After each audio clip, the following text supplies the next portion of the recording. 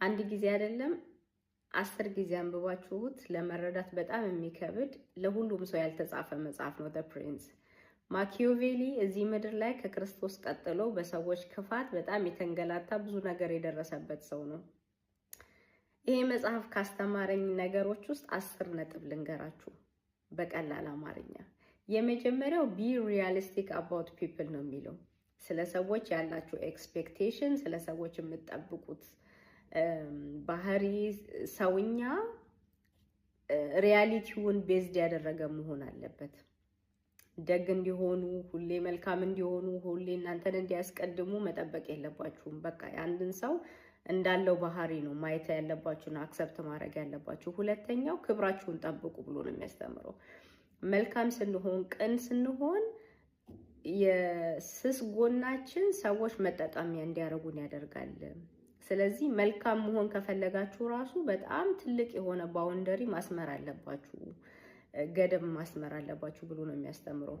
ሶስተኛው ፖይንት ሪፑቴሽን ማተርስ ነው የሚለው። ራሳችሁን ፕሬዘንት የምታደርጉበት እዚህ ምድር ላይ ደጋግማችሁ ራሳችሁን የምታቀርቡበት መንገድ የእናንተን ማንነት ውጪ የሚያዩት ሰዎች ደጋግማችሁ የምታቀርቡትን ማንነት ነው ሚዛን የሚሰጡት።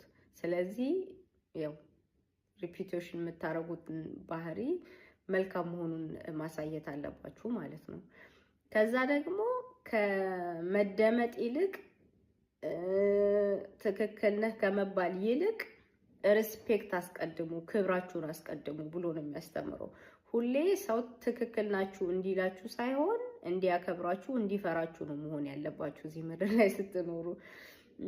ከዛ ደግሞ ከመናገራችሁ በፊት ከመወሰናችሁ በፊት ደጋግማችሁ ስለዛ ነገር ማሰብ አለባችሁ ይላል። ለምን በኢሞሽን ደረጃ የምንወስናቸው ውሳኔዎች ብዙ ጊዜ መጨረሻቸው የተሳሳተ የሆነ ወይም የምንጸጸጥበት ነው የሚሆነው ብሎ ነው የሚያስተምረው።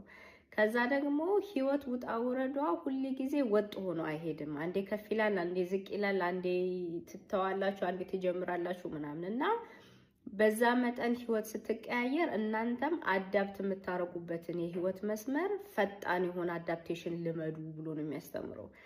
ከዛ ደግሞ መቼ ደግ እንደምንሆን፣ መቼ ክፉ እንደምንሆን፣ መቼ ጨካኝ እንደምንሆን ኦልሬዲ ጭንቅላታችንን ትሬን አድርገን ማስተማር አለብን። ሁሉ ጊዜ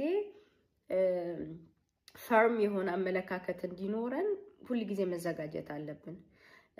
ከዛ ደግሞ ሁሉንም ነገር ለሰዎች ስለ ህይወታችሁ ዝርክርክ አድርጋችሁ አትናገሩ።